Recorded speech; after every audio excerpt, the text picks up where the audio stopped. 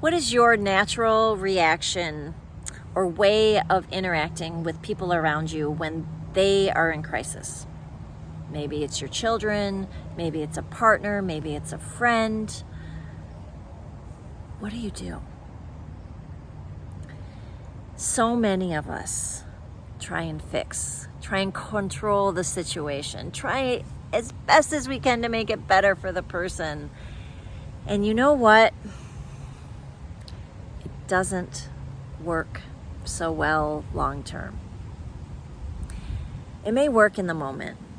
You may find a short-term resolution.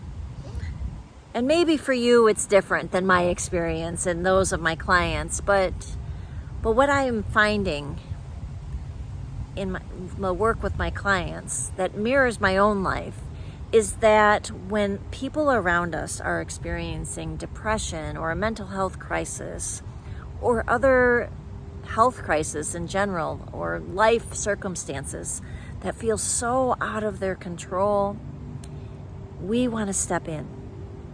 We want to help. We want to make it better. We want to take the pain away for them. We want to have a solution. We want to fix. And the reality is that it's actually loosening our grip. If we're clenching, it's opening our hands. If we're feeling this tightness in our body, it's finding ways to relax. And we can will ourselves to do that. Maybe you've tried. I know I have. I know my clients have. But what has worked most consistently is to come back to ourselves, to come back to our truths, to come back to our knowing, to come back to our center, to ground, to meditate, to journal, to be still, completely still.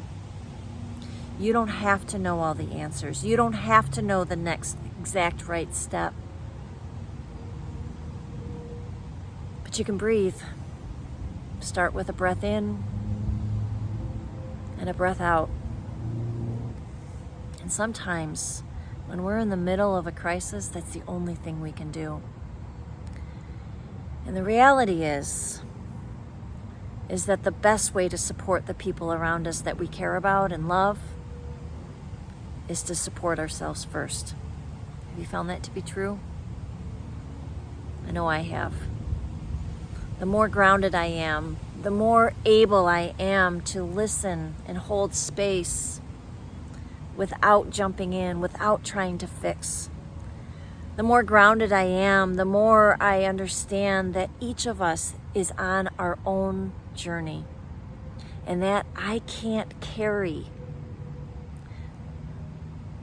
the work of someone else's journey.